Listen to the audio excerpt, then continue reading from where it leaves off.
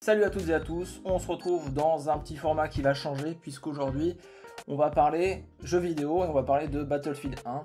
Alors c'est vrai que le jeu date un peu puisqu'il est quand même de 2016 et ça fait très longtemps que je voulais faire cette vidéo là. J'ai jamais eu le temps ou j'ai jamais pris le temps parce que je voulais parler un petit peu des armes de ce jeu qui est sur la Première Guerre mondiale. Il y a beaucoup de choses, en tout cas moi j'ai découvert énormément d'armes grâce à ce jeu. Je me rappelle quand même c'était 2016. Il y a pas mal de choses super intéressantes et j'ai envie de voir un petit peu ce qui est cohérent ou pas dans le jeu. Alors je parle pas de la cohérence d'un point de vue le gars qui porte une mitrailleuse de 20 kg et qui court sur le champ de bataille et qui peut faire des headshots à 1 km. Non, je parle vraiment de cohérence au niveau du purement simplement le matériel et parfois les manipulations dans les armes qui peut être un petit peu hasardeux. Et bah c'est parti, on va regarder ça. Et on va commencer par le premier, c'est-à-dire le Luger P08. Parce qu'il y a déjà quelque chose à dire sur ce Luger. Mon modèle est un modèle de 1914 que j'ai déjà présenté un nombre incalculable de fois sur la chaîne. Vous allez voir, il y a quelques petits détails qui méritent qu'on s'y attarde. Bon, le premier point, c'est le marquage P08 sur le côté gauche qui n'a rien à faire là, puisque ce marquage, c'est un marquage plutôt des années 30, plutôt seconde guerre en fait. Vous allez me dire que c'est du détail, je sais bien, mais ça fait quand même partie du truc. Ensuite, on a l'année 1908 qui est sur le dessus de l'arme. C'est pareil, ça n'a rien à faire là, puisque les dates sont marquées à partir, si je dis pas de bêtises, de 1911. Donc la date 1908, ça n'existe pas. L'autre particularité de ce Luger, c'est qu'il n'y a pas le tenon de crosse. Donc le tenon de crosse, c'est bien cette partie là qui est arrivée à partir de 1914 quand les LP08 sont arrivés, puisqu'il fallait uniformiser la production pour mettre le tenon de crosse. Donc c'est vrai que c'est un petit peu dommage d'avoir le P08 là et la date dessus. Ils auraient pu faire en sorte de... Bon, c'est un petit détail, hein, je sais bien, vous allez me dire je pinaille, mais quand même, pour moi ça a de l'importance. Et maintenant on va s'attarder sur le Colt 1911, parce que là déjà il y a un problème, c'est qu'il y a le A1 dans le jeu. Le A1 c'est 1924-25, donc déjà il a rien à faire là. Bon, ok, donc ils ont mis le Colt 1911 A1 et ils ont mis le Colt 1911 classique. Et sur le classique, on peut déjà voir qu'il y a deux problèmes. C'est que la queue de castor et le marteau sont trop longs. Et c'est une amélioration qui est arrivée après. Pareil, sur le A1, la détente est plus courte. Voilà, c'est juste des petits points de détail qui permettent de distinguer un vrai Colt 1911 de la première guerre d'un Colt 1911 de la deuxième guerre. Mais bon, bah c'est important. C'est vrai que c'est un petit peu dommage. Alors ce qui me fait marrer, c'est quand même le texte. Arme de poing de légende, le M1911 est largement considéré comme le meilleur pistolet semi-automatique jamais fabriqué. Je vous laisse en débattre dans les commentaires. Après, on peut regarder comme ça brièvement les autres pistolets, enfin les autres armes de poing. Le revolver, qu'ils appellent le revolver auto, c'est en fait un Webley Fosbury. Donc c'est un revolver semi-automatique. Ça semble bizarre à dire, mais effectivement, je vous ai fait une vidéo là-dessus. Toute la partie haute de l'arme recule en fait lors des tirs et les zigzags, là, les fameux zigzags sur le barillet, c'est ça qui va faire tourner aussi le barillet. Bref, je vous en ai déjà parlé. Ça semble absolument improbable que quelqu'un ait utilisé ce pistolet, enfin ce revolver sur un champ de bataille, puisque en fait, le principe d'avoir les zigzags là en externe, c'est bien, mais vous imaginez dans des conditions juste de la poussière, en fait. Ça devient, au lieu d'avoir un revolver qui est censé être une arme fiable, même si, encore une fois, un revolver, finalement, c'est très exposé à la poussière, à la boue, à la pluie, tout ce que vous voulez, là, c'est encore pire, quoi. C'est encore pire. Donc, à mon avis, personne n'a utilisé de Webley Fosbury au combat. Ah oui, alors on va regarder le C96 parce qu'il est amusant. Le C96, il y a un petit problème là. Vous avez remarqué? Il manque la hausse en fait. Alors, bon, je sais pas pourquoi. Quand on tire, ça choque pas, ça ne dérange pas, mais je sais pas pourquoi dans le design de l'arme, le gars qui a dû regarder un C96 à quoi ça ressemblait et il a fait le design, il s'est trompé. Alors ce qui est marrant, c'est que visiblement il s'est pas trompé sur le reste, c'est-à-dire que c'est bien un M1912, parce que oui, il y a eu d'autres modèles, il y a eu le M1930, etc. Sans être un expert sur le sujet, je vois que le cône, enfin le trou en fait sur le marteau, a l'air d'être bon et de correspondre à un M1912. C'est pareil au niveau marquage, je vois pas trop de soucis, mais la hausse, étrangement, elle a disparu. Ah, le Obrez, ça doit être vraiment très fun à utiliser. Bon, en France, on pourrait en avoir, hein, mais ça serait une catégorie B. Oui, alors vous fiez pas trop au visuel que j'ai mis, etc. C'est le jeu qui le propose. Évidemment, à l'époque, il y avait des gravures sur les armes, mais c'était pas aussi abondant que ça. Et je ne crois pas que quelqu'un ait pris une arme de luxe sur un champ de bataille comme ça. Mais bon, dans le jeu, ça fait partie du gameplay, c'est pas très grave. Le Obrez, oui, ça a existé, il n'y a pas de souci là-dessus. Par contre, dans le jeu, c'est extrêmement précis. Normalement, il y a quasiment plus de rayures du canon, en fait. Le truc est tellement coupé que vous avez la pointe de la cartouche qui dépasse. Il y a des vidéos sur Internet, vous trouverez ça. C'est absolument ridicule. En fait, au-delà de 5 mètres, la balle, elle fait n'importe quoi. Donc c'est assez drôle dans le jeu d'avoir un pistolet avec un calibre de fusil qui soit aussi précis qu'un fusil classique. Bon, honnêtement, je passe un petit peu sur les revolvers qui sont à poudre noire parce que franchement, je trouve que c'est. Je sais pas ce que ça vient faire là, je trouve que c'est un peu ridicule. Bon, même si on peut se dire, ok, ça a été mis à la cartouche métallique et les mecs tiraient de la poudre sans fumée, je vois pas ce que des armes des années 1870 font encore dans le jeu, mais bon, soit. Alors on arrive au pistolet Mars. Là, comment dire, c'est pareil, c'est une arme qui existe en très peu d'exemplaires, très très rare. J'ai eu connaissance d'un exemplaire en France, mais je crois qu'il est reparti en Angleterre. Donc c'est vraiment une arme anglaise qui a été essayée, mais testée par les militaires britanniques, mais ils en voulaient pas parce que c'était beaucoup trop puissant en fait. On dit souvent que c'est le Desert Eagle de l'époque, quoi. Ça devait être très fun à utiliser, enfin, si l'arme explosait pas. Ça doit être très drôle pour exploser des pastèques, mais honnêtement, d'un point de vue militaire, ça sert à rien, quoi. Donc voilà, le Desert Eagle de l'époque, quoi. Allez, maintenant on va passer au pistolet mitrailleur. En tout cas, la catégorie pistolet mitrailleur, puisque vous allez voir, des fois on ne sait pas trop si c'est vraiment un pistolet mitrailleur ou si c'est autre chose. Et le seul véritable pistolet mitrailleur de la Première Guerre mondiale, c'est réellement le MP-18. Le MP-18 qui est dans le jeu, évidemment, c'est une arme qui a été produite à peu près à 20 000 exemplaires, qui est arrivé en fin de guerre, et 20 000 exemplaires sur un champ de bataille, c'est rien, et c'est pas ça qui va changer le cours d'une guerre. Néanmoins, il a quand même amené un concept assez impressionnant, puisque c'est le premier quand même à proposer une arme compacte qui tire en full auto un calibre de pistolet, donc hyper intéressant quand même pour l'époque. Et c'est vrai que dans le jeu, bon, il y a des optiques aussi assez particuliers. Honnêtement, ils les ont mis partout, mais c'est encore une fois pour le gameplay du jeu. Ces optiques-là n'ont jamais été utilisées sur le champ de bataille. Enfin, en tout cas, il y a des exemplaires qui existent. C'est du côté des Anglais, en fait. Ils ont essayé de faire des sortes de red dot de l'époque, mais sur des fusils. Donc, ça n'a rien à faire sur un MP-18, mais bon, pour le jeu, on peut comprendre qu'il l'ait mis. Et en fait, ça nous amène à l'Automatico. L'Automatico est un pistolet mitrailleur développé par Beretta tout à la fin de la guerre. Il y a eu très peu d'exemplaires en fait qui ont connu le champ de bataille. C'est vraiment, voilà, ça a vraiment existé. Il y avait des petites carabines aussi dans le même style, en semi-auto. Je vous mets un lien dans la description vers LAI Publication qui a fait quand même un article sur ce type de modèle et sur ces carabines semi-auto italiennes de la fin du conflit mondial. Plutôt années 20 quand même, hein. Mais bon, c'est très drôle dans le jeu, encore une fois, de le mettre, parce que de toute façon, faut bien se dire que les développeurs, ils devaient chercher des pistolets mitrailleurs à mettre dans le jeu pour équiper la classe qui est assaut, et fallait bien remplir un petit peu. Donc voilà, ça reste très intéressant. Par contre, c'est vrai que dans le jeu, c'est une plaie, parce que ce truc-là, vous prenez 25 cartouches en une demi-seconde, c'est pénible, mais il est très fun à utiliser. Alors là, on va parler d'une de mes armes préférées dans le jeu et dans la vie réelle, l'Auto 5, Browning Auto 5. J'adore ce fusil. Donc c'est un fusil de chasse, semi-auto.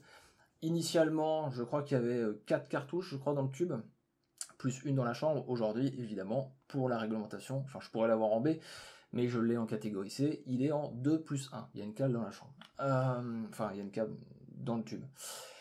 Bref, l'Auto 5 est dans le jeu, et ça sous-entend qu'il est été utilisé durant le premier conflit mondial.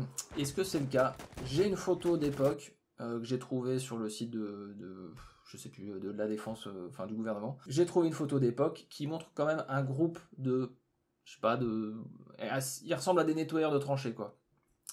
Mais il n'y a pas de contexte, donc on peut rien affirmer.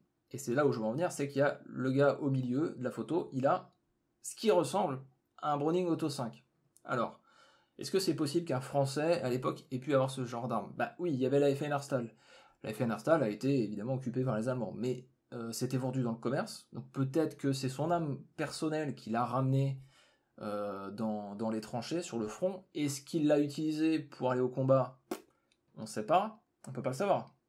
Peut-être qu'en fait c'était juste pour tirer sur les pigeons voyageurs, pour chasser les rats, pour chasser tout court. Mais est-ce qu'il l'a vraiment utilisé contre des Allemands? C'est quand même difficile à savoir. Donc pour moi, dire que c'est une arme réglementaire, etc., que l'Auto 5 a vraiment été utilisé sur le champ de bataille, je pense pas.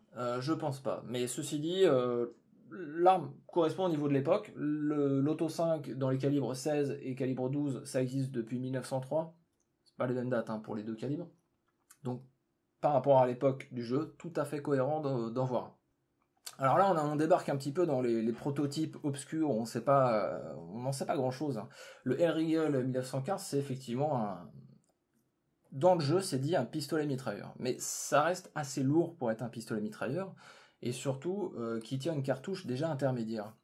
On n'est pas sur du calibre de pistolet, on n'est pas sur du calibre de fusil, mais en fait, cette arme-là, si vous voulez, n'existe plus, il n'y a pas d'exemplaire connu encore restant aujourd'hui. Il y a genre 3 photos qui traînent sur internet et basta. On peut se poser la question, est-ce que c'est vraiment un pistolet mitrailleur dans le sens où déjà il y a quand même un chargeur assez fort, assez gros. Hein, là, bon, dans le jeu, c'est 60 cartouches. Alors, on va me dire, oui, il y a le PPSH 41, il a 71 cartouches, il y a plein de pistolets mitrailleurs qui ont des chargeurs tambours, etc. Oui, bon, d'accord, mais le point où je veux en venir, c'est il y a aussi un refroidissement par eau. Ça, c'est quand même costaud, quoi. Donc il y a ce tube là qu'ils ont mis en dessous en fait, hein, qui permet j'imagine, de récupérer les vapeurs d'eau, de l'eau qui chauffe en fait, hein, et que ça se refroidisse, ça condense et ça retourne à l'état liquide. Ce truc là, je pense que c'est comme l'arme dont on va parler juste après, une arme de soutien, de support. Mais concrètement, ça n'a jamais vu le champ de bataille, hein, ce type d'arme. Et c'est là qu'on arrive aussi à une de mes armes préférées du jeu, qui est hyper efficace dans le jeu. Le Ribeyrol. C'est beau, hein, c'est français. Le Ribeyrol est hyper intéressant parce que comme le Hellriegel, c'est indiqué comme étant un pistolet mitrailleur. Mais en fait, le Ribeyrol, c'est un fusil mitrailleur. Alors, pourquoi c'est un fusil mitrailleur? Parce qu'il y a un bipied. Et vous allez me dire, ouais, mais c'est pas parce qu'il y a juste un bipied que ça en fait un fusil mitrailleur. Mais oui, mais justement, ça indique que dans les mentalités de l'époque, attention, il faut remettre ça dans le contexte de 1918, eh bien c'était destiné à être une arme de soutien, et pas une arme pour monter à l'assaut en même temps que les autres, quoi. Même si ça devait être potentiellement efficace. Moi, il y a un truc que je trouve hyper intéressant, c'est le calibre, parce qu'on est sur un calibre intermédiaire. Et ça, bah, j'ai envie de dire que c'est peut-être, finalement, le premier fusil d'assaut français. Jamais créé. C'est vrai que dans la lignée, quand on se penche sur l'histoire du STG-44, etc., on parle forcément du Ribeyrol. Malheureusement, il n'y a plus aucun exemplaire de connu. Donc, encore une fois, un prototype. Visiblement, d'après les sources, il fonctionnait très mal, donc c'est pour ça que ça a été abandonné. Mais je trouve un concept très très intéressant et franchement hyper novateur. Hyper novateur. On a quand même du full auto, une arme avec un magasin détachable, un bipied, une arme individuelle, donc ça coche quand même pas mal de cases, et puis le calibre intermédiaire évidemment, donc tout de suite là, pour moi ça le mettrait presque dans la catégorie des fusils d'assaut, mais ça demanderait d'en discuter beaucoup plus. Alors je fais une petite passe sur le Sjögren à inertie, je sais pas comment on le prononce, c'est une arme hyper intéressante. Voilà, elle est dans le jeu. Je pense que c'est comme l'Auto 5, c'est ce genre d'arme de chasse en fait, hein, qui a jamais été réglementaire ce truc. Mais c'est un fusil semi-automatique qui a vraiment existé et on a essayé avec un ami le sien parce qu'il en a deux et on va essayer de vous faire une vidéo. Malheureusement, les cartouches qu'on avait était un peu trop forte, hein, parce que c'est quand même une mécanique qui est centenaire, et faut essayer de déménager. Casser un Auto 5, c'est pas très grave, parce qu'il y en a plein sur le marché, et trouver des pièces détachées sera pas un problème. Ce type d'arme, ça va être compliqué. Mais promis, on va essayer de vous faire une vidéo là-dessus. Ah ouais, alors cette arme-là, c'est hyper drôle dans le jeu. C'est un Ster-An M1912 en full auto, avec une crosse. Alors déjà que l'idée, si vous voulez, d'un concept de un pistolet avec une crosse, c'est pas ce qu'il y a de plus intéressant quand vous tirez avec ça. Vous n'êtes pas super précis, quoi. Mais alors, imaginez ça en full auto. Je veux dire, bon là, le jeu propose un chargeur de 16 cartouches. Ça part très très vite. Ça part très très vite. Donc, très amusant dans le jeu. Alors par contre, ça a vraiment existé. Il y a des photos voilà, qui l'attestent. Encore une fois, très petite quantité. Parce que honnêtement, voilà, l'efficacité, le gars qui largue ses 16 cartouches en 2 secondes et il n'a pas de chargeur. Hein. Le Ster-An, ce sont des clips qu'on met. Bah honnêtement, il est bien embêté parce qu'il se retrouve, il passe plus de temps à recharger que à tirer, donc ça pose problème. Mais voilà, un truc très drôle dans le jeu qui a été mis, mais ça a vraiment existé. Alors ça, le PM RSC usine, visiblement, ça a existé, mais on n'a plus que des photos en noir et blanc, à moins qu'il y ait des exemplaires qui soient perdus dans les caves d'un musée ou je sais pas où. Mais visiblement, pour les rares informations qu'on a, ce serait une arme destinée à la défense personnelle des équipages de chars. Ouais, on va dire le premier PDW français. Donc c'est en fait un RSC-17, que j'ai déjà présenté sur la chaîne bien évidemment. Un RSC-17 version pistolet mitrailleur, mais encore une fois, un pistolet mitrailleur avec des cartouches de 8 Lebel. Je sais pas si vous vous rendez compte de la puissance que c'est cette cartouche, et que c'est absolument incontrôlable dans la réalité. Donc après les manipulations de l'arme en jeu, on peut rien en dire, puisqu'en fait on ne connaît pas l'arme, personne ne l'a manipulée actuellement, donc on peut pas savoir. J'imagine comme il sentait, comme il pensait que c'était bon. Donc bref, une arme complètement loufoque, qui a dû être essayée, et peut-être qui a dû être balancée quelque part, on sait pas où, mais et dans le jeu, c'est pas très bon. Alors on arrive à la fameuse Thompson, donc elle a rien à faire là, puisque, en plus comme son nom l'indique, en 1919, alors encore une fois, le jeu joue vraiment sur l'époque charnière 1910-1919, où il y a eu en fait beaucoup de conflits, hein. 5 à l'ouest, oui, ça s'est arrêté en 1918, la réalité c'est que il y a eu des combats dans les pays baltes, en Pologne, il me semble que dans les Balkans ça a continué assez longtemps. Mais ça n'a rien à faire. Non, vraiment, en plus, vous avez vu le concept quand même. Bon, ok, on a un pistolet mitrailleur, c'est sympa, mais il n'y a pas de crosse. Je veux dire. Par contre, on a quelque chose de très compact, hein, ça c'est bien. Mais il n'y a pas de crosse. Et on passe maintenant au semi-auto. Et on commence avec le Slapslatter 1916. Alors ça a vraiment existé. Par contre, il y a très peu d'exemplaires et ça a été utilisé dans l'aviation, enfin surtout les équipages de ballons dirigeables dans l'armée allemande. Alors c'est Moser qui produisait ça, et en fait ça fonctionnait très mal. Donc ça a été vite abandonné, et visiblement Moser ne savait pas faire de fusil semi-automatique à l'époque. Et on enchaîne avec cette petite merveille, une carabine Winchester 1907. Alors oui, ça a été utilisé par l'armée française durant la Première Guerre mondiale. En fait, il y a eu les 3 modèles. C'est-à-dire qu'il y avait la Winchester 1905 en 32 SL, je crois, la 1907 en 351 SL, et la 1910 en 401 SL. Les 3 variantes ont été utilisées. La plus connue, c'est la 1907. Un peu plus après, c'est la 1910. Mais en fait, ouais, ça a vraiment été utilisé. Il y a des photos d'époque qui l'attestent, et ça a été utilisé dans l'aviation, et surtout les gars qui étaient dans les ballons d'observation. L'idée, c'est qu'avec ça, ils pouvaient se défendre éventuellement d'un avion qui arrivait. Je rappelle qu'au début de la guerre, il n'y a pas de mitrailleuse comme ça sur les avions. Hein. Donc c'est pas, on n'est pas tout de suite avec deux Browning M1917 devant, et avec le système d'hélice qui fait que ça s'est synchronisé avec les tirs de la mitrailleuse. Donc, les premiers équipages sont équipés un peu de tout et n'importe quoi, et notamment d'armes semi-automatiques. Je rappelle qu'on est quand même voilà, en 1914-1915, hein, la commande, et ça propose quand même une arme semi-auto, ce qui est pas trop mal. Alors le calibre est assez faible, et moi ce que j'aime bien dans cette arme, c'est que je trouve que c'est un peu les prémices de l'USM1. Bon, je développe pas plus parce que je ferai évidemment une vidéo sur le sujet, même si malheureusement je tirerai pas avec cette arme parce que le calibre est introuvable. Mais voilà, en tout cas, l'arme a vraiment bien été utilisée. Et oui, il y a des chargeurs. Alors il y a des chargeurs un petit peu trop étendus quand même dans le jeu, mais ces chargeurs-là, de 10 coups, c'est vraiment des vrais chargeurs d'époque. Ceux-là ont été vraiment fabriqués par la France, mais mis à part ça, ouais, la Winchester 1907, elle avait sa place. Alors, la Remington Model 8. J'ai déjà fait une vidéo là-dessus, où j'ai déjà fait du tir avec, j'ai déjà parlé de Battlefield 1, et la réponse c'est que...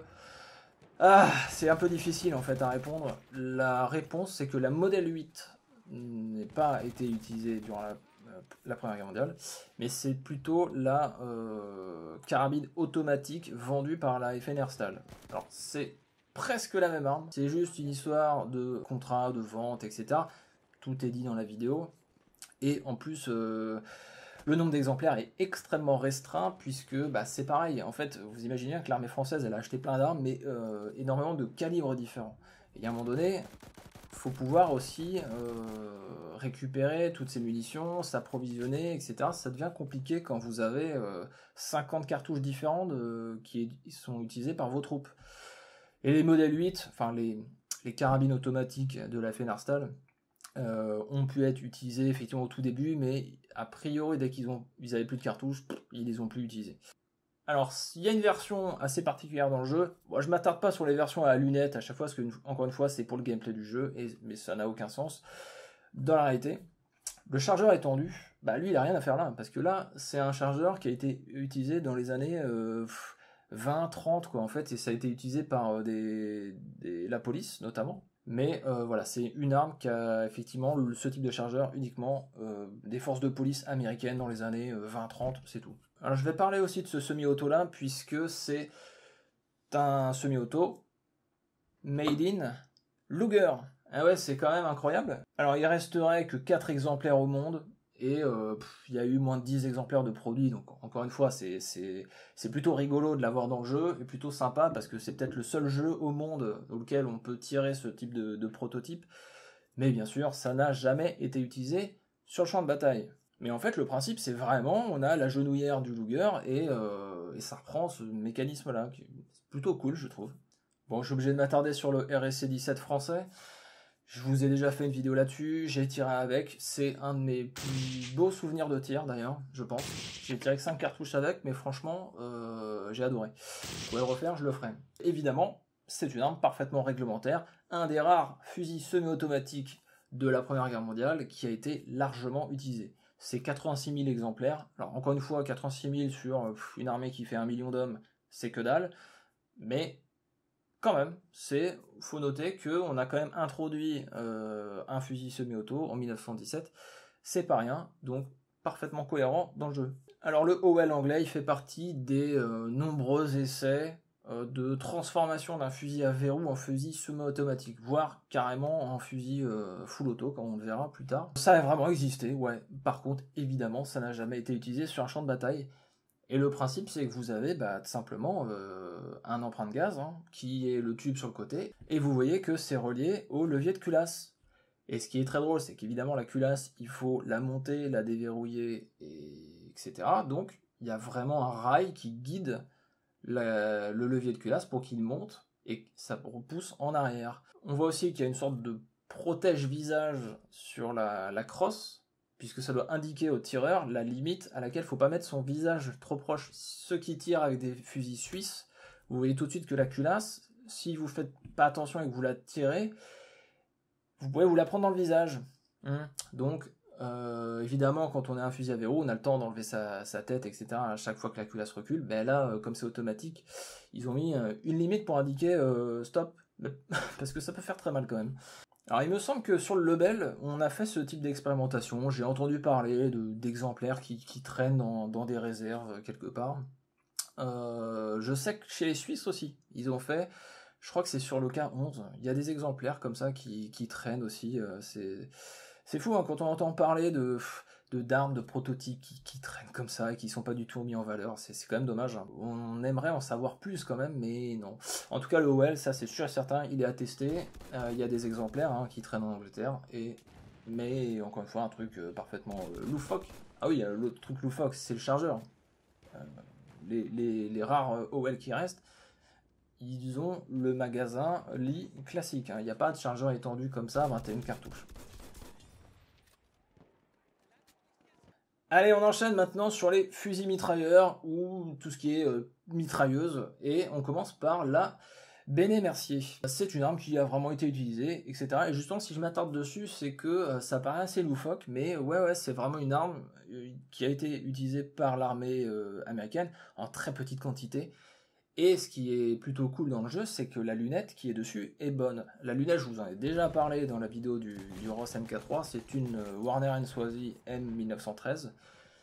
Et ce montage est parfaitement réglementaire. Et ce qui est très drôle, c'est qu'en plus, on a le réticule qui correspond. C'est-à-dire qu'on a les trois petites barres qui sont des indications de distance. Et vous avez une plaque sur la lunette qui vous indique que si vous mettez une personne debout entre ces deux barres, ça vous indique donc telle distance, etc. C'est hyper bien fait, c'est peut-être la première lunette à proposer ce genre de choses. Encore une fois, j'en ai beaucoup parlé dans la vidéo du Ross MK3. D'ailleurs c'est pareil, le Ross MK3 dans le jeu a la Warner & Swazi et c'est parfaitement fidèle. Alors là on arrive au bar. Comment dire, le bar M1918, il est arrivé tout à la fin du premier conflit mondial. Il y a effectivement quelques troupes qui l'ont utilisé, mais rien de bien significatif. Bon, pourquoi pas, allez. Mais par contre, ils ont mis le bar A2, qui est de 1940. Voilà. Alors, la différence entre le bar 1918 première guerre entre guillemets, et le A2, c'est que en gros, bon, ok, vous avez un bipied, waouh, et ensuite vous avez un sélecteur de cadence, ça c'est très fun, et dans le jeu c'est respecté, hein. Vous pouvez changer la cadence de tir, et ça change vraiment parce que le premier bar 1918 tirait assez rapidement. Ce qui, pour une arme qui a 20 cartouches en 30.06, ça part très vite, enfin ça part beaucoup trop vite. Pour moi le bar 1918 c'est bien en tant que peut-être fusil mitrailleur, mais 20 cartouches c'est quand même...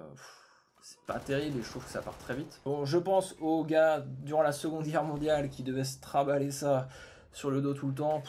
À mon avis ils avaient qu'une envie, c'était de prendre un Gris Gun ou une USM1 parce que ça devait être extrêmement pénible. Bref, le bar 1918 A2, il a rien à faire là. Ah, le UOT.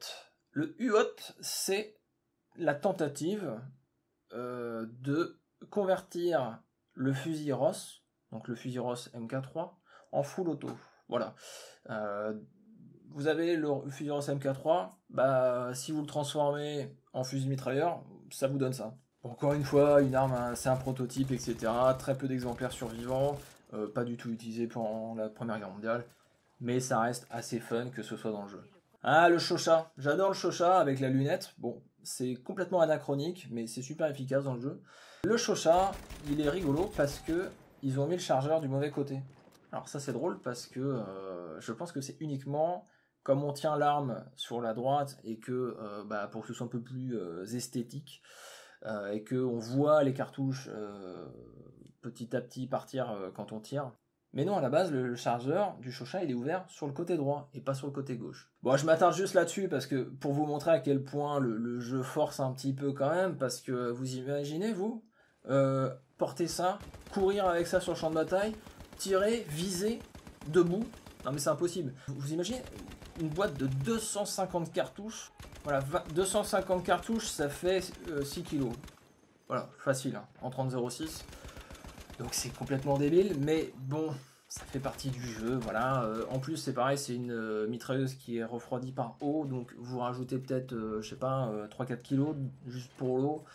Bref, vous avez un ensemble qui monte facile à peut-être 25 kilos. Ouais, hein. Même Rambo avec sa M60, quand il a fini de tirer, il jette sa M60, hein, parce que il peut plus. Bon allez, on passe à un truc un peu plus léger, un peu plus crédible. Enfin, quoique. La mitrailleuse légère Burton. Alors, il n'y a qu'un seul exemplaire qui existe. Il existe toujours d'ailleurs. Forgotten Weapons a fait une vidéo dessus. Et il y a vraiment, voilà, 2 chargeurs. L'idée, c'était que ce soit une arme pour les observateurs, alors dans les ballons, mais aussi dans les avions, en fait, hein, la place derrière, et que ce soit une arme pour détruire les ballons d'observation. C'était pas une arme de fantassin déjà, et c'était pas prévu pour être une arme pour attaquer les autres avions, mais uniquement pour détruire des ballons d'observation. D'où le fait qu'il y ait 2 types de chargeurs, pour avoir des cartouches classiques, et dans l'autre chargeur, des cartouches incendiaires, beaucoup plus efficaces sur les ballons. Et en fait, le temps que Burton développe son arme, en fait, on était déjà en train de monter des mitrailleuses sur les avions, donc c'est arrivé un peu tard et c'est tombé vite dans l'oubli. Je trouve que le concept est quand même assez fun, assez drôle. C'est pareil, c'est le genre d'arme que j'ai complètement découvert avec le jeu. Bref, encore un concept assez particulier, peut-être probablement aussi le seul jeu vidéo où on peut jouer ou tirer avec ce type d'arme. C'est quand même plutôt cool. Ah oui, alors c'est vrai qu'il y a le C93 Borchardt dans le jeu. Le C93, comment dire, il a rien à faire là, quoi. Enfin, il est complètement obsolète. J'ai fait une vidéo dessus sur l'histoire. C'est un échec commercial, hein, le C93. Il y avait bien mieux. Les Luger sont venus là, voilà, sont imposés le monde du semi-automatique. Ce qui est très drôle quand même, c'est que il y a un silencieux. Alors là, je sais pas d'où ça sort. Bon, c'est rigolo dans le jeu. Mais en fait, ça n'a rien à faire là. Allez, dernière partie, on passe sur les fusils de sniper. De tireurs d'élite si vous préférez. Et on commence tout de suite par le G98, le bien connu G98. Je vous ai fait une vidéo dessus et je vous ai parlé des montages. Et si vous avez bien retenu, il y a 2 types de montages globalement dans l'armée allemande. Les montages bavarois et les montages prussiens. Et les 2 types de montages sont quand même globalement sur le dessus de l'arme et pas sur le côté comme ça. C'est pareil, la lunette, je sais pas trop à quoi elle correspond. Bon, ok, on peut dire allez, c'est une lunette allemande, mais c'est une lunette qui est mise partout sur toutes les armes, donc je pense que ça a plus trop de sens. Mais en tout cas, c'était pas un montage déporté comme ça. C'est un peu dommage de ne pas avoir fait l'effort de juste faire une lunette sur le dessus de l'arme alors que c'était comme ça en fait pour les G98 quoi. Et c'est pas compliqué. En plus, il y a beaucoup de documentation sur le sujet. Je veux dire, il suffit d'ouvrir quelques livres, de taper vite fait sur Google G98 Sniper et vous voyez tout de suite à quoi ça ressemble. Donc, je sais pas pourquoi. Est-ce que c'est juste une question de gameplay et qu'il faut équilibrer toutes les armes, donc on leur met toutes les mêmes lunettes? C'est un petit peu dommage. Alors oui, on pourrait tous les faire, hein. Le SMLE anglais a été en version sniper. J'ai pas souvenir qu'il y avait la Warner & Swazi dessus. Comment ça s'appelle, la Winchester A5, oui, en version montage déporté. Je sais plus, il y avait laquelle. Je sais pas, j'ai pas encore étudié le sujet. C'est en cours de préparation, ça aussi. Il va falloir que je parle des armes anglaises un jour, mais pour l'instant, j'ai pas d'infos. Ah oui, alors là, on a le Springfield 1903 avec le Pedersen Device. Ça a vraiment existé, mais ça marchait pas super bien. L'idée, c'est que vraiment, vous avez un fusil classique à verrou qui tire donc des grosses cartouches de 30-06. Et si vous voulez subitement changer, vous pouvez, vous retirez la culasse, vous insérez un dispositif dans l'emplacement de la culasse, vous mettez un chargeur dans le trou qui est fait du côté droit dans le boîtier. Ça tire une cartouche qui ressemble beaucoup à la 7,65 longue française. Et vous tirez donc des cartouches de petit calibre. Il y a 0 recul, c'est hyper agréable. Enfin, il paraît, hein, j'ai pas eu la chance de l'essayer. Mais ça marche vraiment comme ça, hein. C'est le même canon, il n'y a pas de différence. Et vous avez un petit trou sur le côté pour l'éjection des étuis. Mais voilà, c'est évidemment très rare, ça existe encore, hein. Il y a des gens qui en ont, je crois qu'en France, hein, il y a des gens qui en ont. J'aimerais beaucoup aller tirer avec ça. Mais voilà, je suis pas convaincu qu'il y ait eu vraiment un usage intensif de ce type de matériel parce que c'était très rare et surtout ça fonctionnait pas si bien que ça. Alors là, on arrive sur une arme, quand elle est arrivée dans le jeu, je me suis dit, mais pourquoi Pourquoi le Mosin M38? Non, parce que M38, ça a une signification. C'est-à-dire que ça, c'est une carabine Mosin-Nagant russe. Ok, très bien, mais c'est une fabrication exclusive à la Seconde Guerre mondiale. Cette arme n'a jamais été utilisée durant la Première Guerre mondiale. Je veux dire, elle a été fabriquée voilà, entre 1938 et 1945, c'est tout. Il n'y a pas de, faut pas chercher plus loin. Pourquoi est-ce qu'ils l'ont mise là dans la Première Guerre mondiale? Est-ce que c'est uniquement parce qu'il fallait mettre une arme russe courte et du coup bah il y avait rien en fait, parce qu'il y avait juste les Mosin-Nagant, les 91 classiques.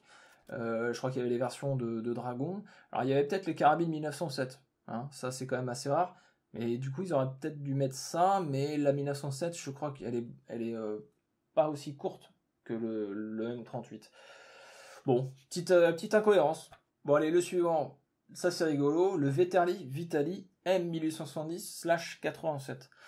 La question que je me pose, c'est pourquoi est-ce qu'ils n'ont pas mis la variante 1915?